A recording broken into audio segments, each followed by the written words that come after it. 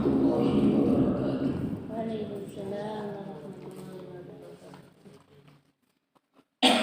Al-Fatihah.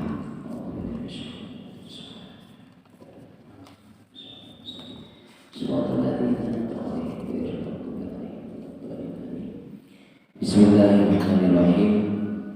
Alhamdulillah wassalatu wassalamu ala Rasulillah wa ala alihi wa sahbihi wa mawala amma ba'du. Para bapak ibu jamaah salat subuh rahimakumullah. Alhamdulillah pagi ini kula panjenengan sedaya saged kempal melaksanakan salat subuh berjamaah dalam keadaan sehat walafiat. Mugi-mugi senantiasa diparingi sehat Islam, sehat iman, sehat jasmani ini, sehingga kula panjenengan sedaya saged istiqomah nglampahi ibadah salat berjamaah. Amin Allahumma amin. Niki kula badhe maos kitab mawon kitab Sulap Sabina. Ya boten bingung-bingung kados materi. Dari awal Bismillahirrahmanirrahim. Alhamdulillah sekabehane puji lillahi iku kagungane Allah. Rabbil alamin kang mengerani wong alam kabeh. Alhamdulillah itu sekabehane puji, semua pujian. Kok dikatakan semua pujian? Karena hakikatnya semua sanjungan itu milik Allah, atau semua sanjungan pujian itu adalah milik Allah Subhanahu wa ta'ala. Terus menungso niki boten kadang nopo-nopo, yang punya pujian secara mutlak hanya Allah Subhanahu wa ta'ala. Pujian itu ada 4. Ada hamdun qadim li qadim, hamdun qadim li hadis, hamdun hadis li qadim, hamdun hadis li hadis.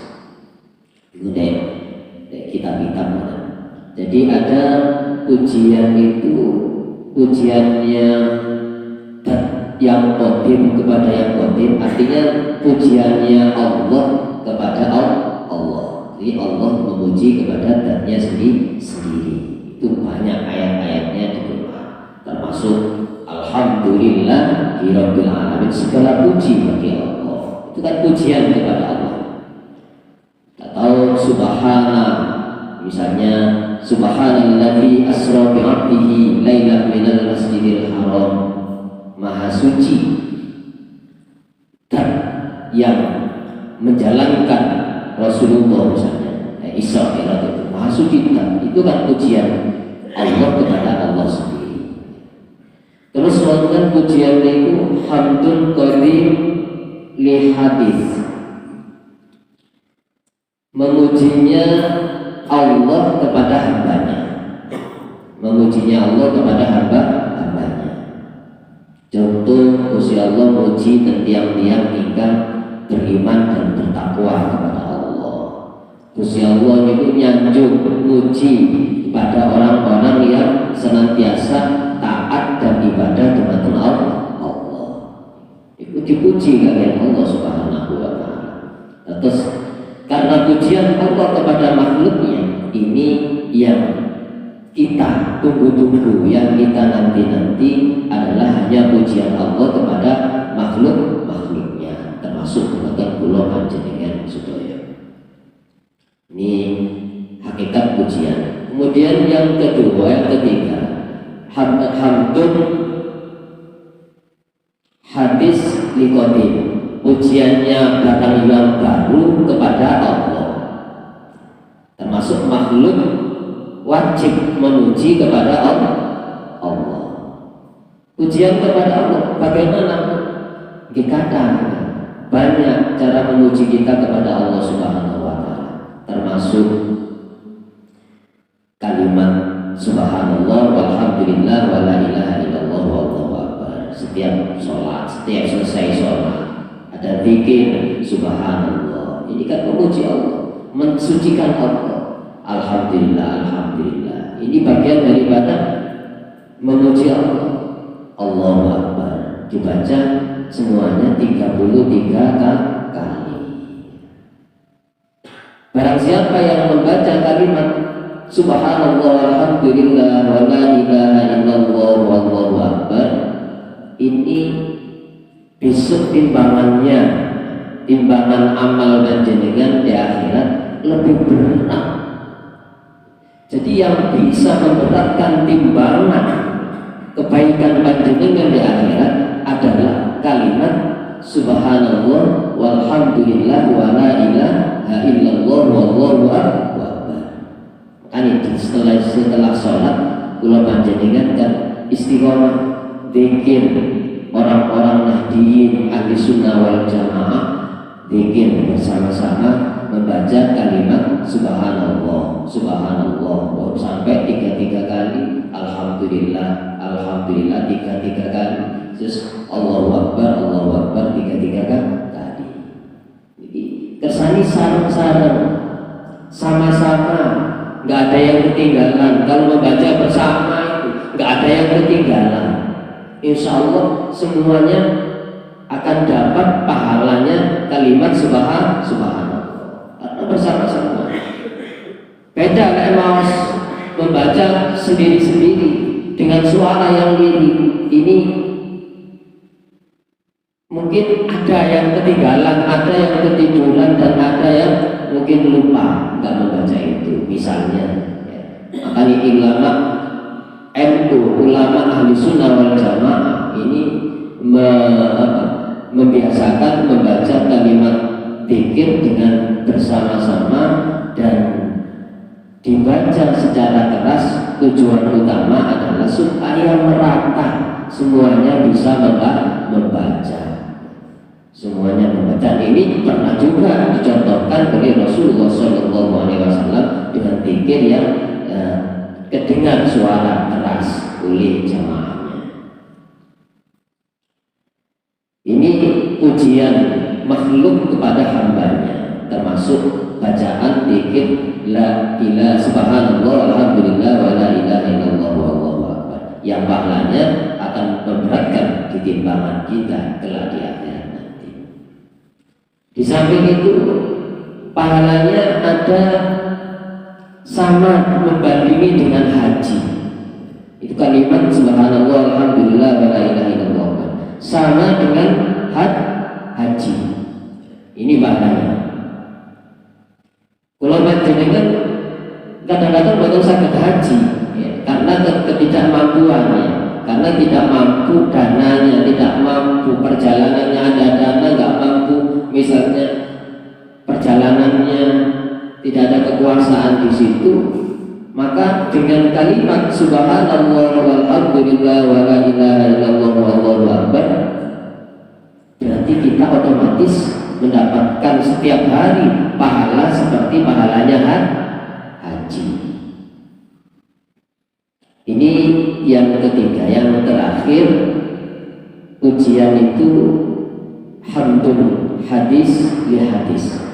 Ujiannya barang yang baru kepada barang yang baru, termasuk ujiannya manusia kepada manusia, ujiannya manusia kepada nabinya, pujiannya manusia kepada orang tuanya, pujiannya manusia kepada temannya. Ini memuji, menyanjung, ini bagian daripada pujian. Tapi tidak menutup kemungkinan semua pujian itu adalah milik Allah.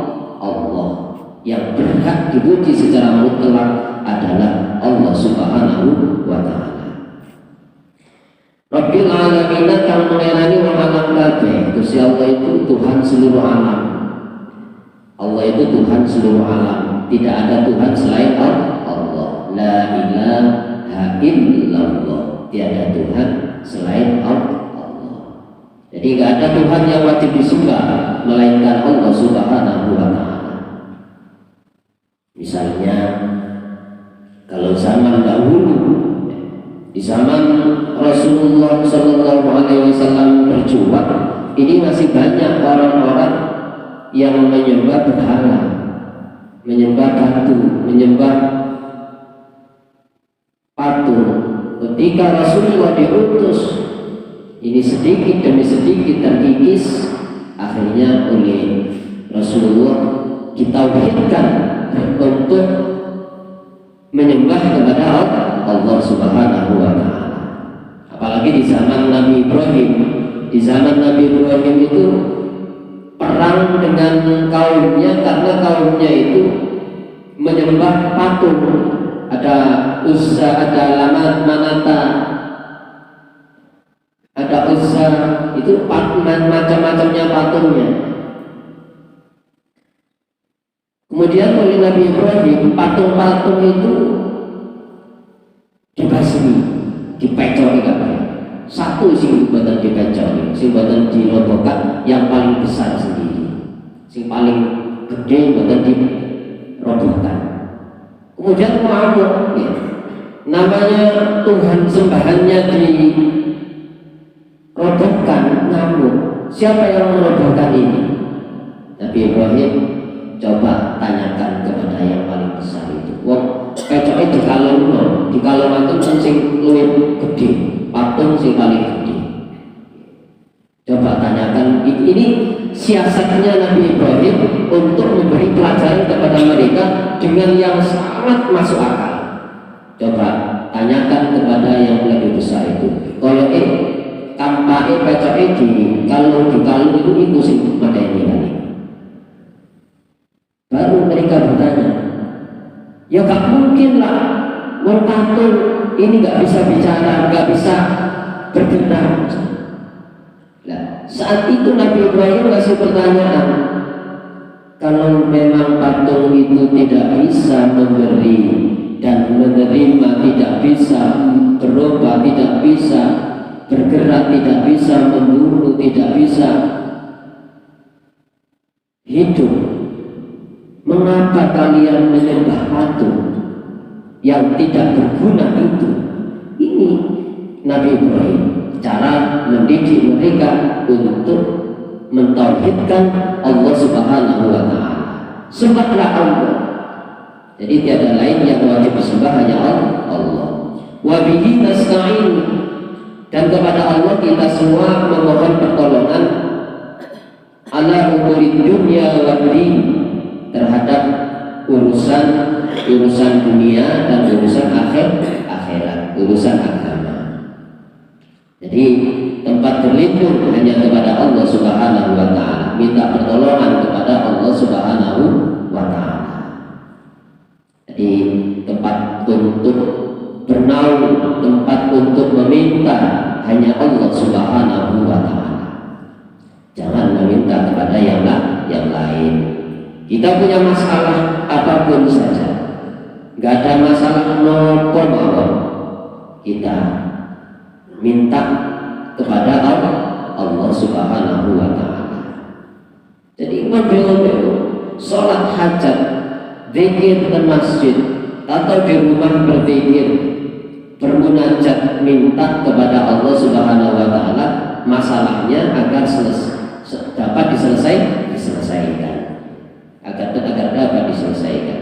Karena kalau kadang-kadang ada orang itu bingung ketika punya masalah yang berat, karena tidak didasari dengan keimanan dan ketakwaan kepada Allah, mereka mengadu ke tempat-tempat yang tidak dibenarkan oleh syariat agama Islam.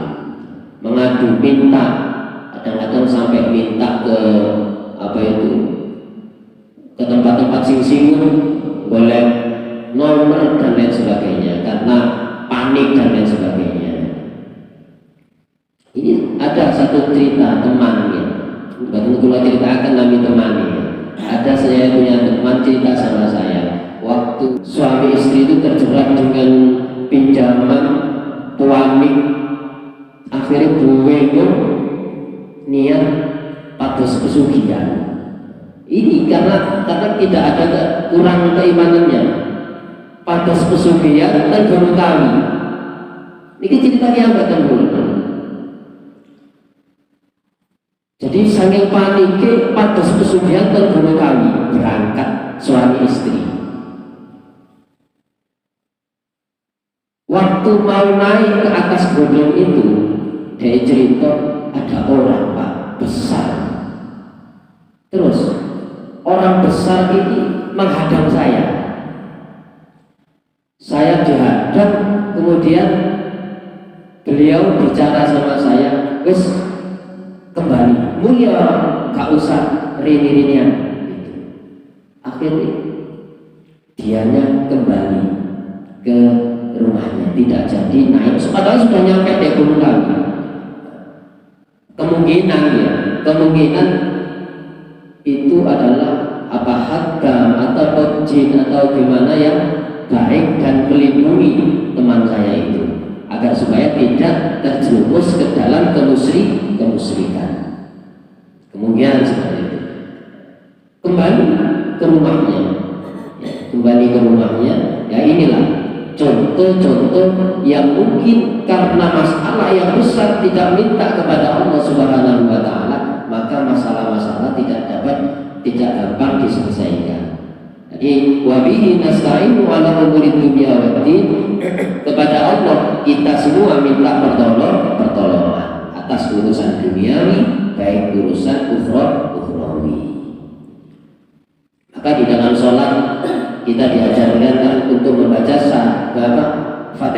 Al-Fatihah. Di sana iyyaka na'budu wa iyyaka nasta'in, iyyaka na'budu wa iyyaka nasta'in, iyyaka na'budu, kepadamu lah ya Allah kami menyembah, wa iyyaka nasta'in, dan kepadamu lah kami mohon pertolongan. Ini setiap hari padahal kita meminta kepada Allah, sudah diajari. Ditambahi waktu berdoa, berzikir itu minta kepada Allah Subhanahu wa taala supaya permasalahan kula panjenengan mudah terselesaikan. Baik masalah dunia, masalah rumah tangga, masalah keluarga, masalah akhirat, masalah agama dan lain sebagainya.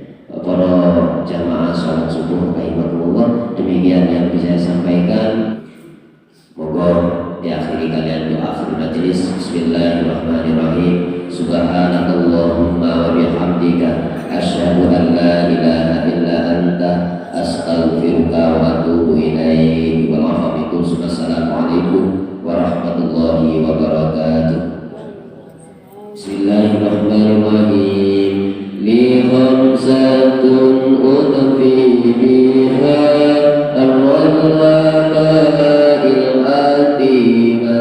al-mustafa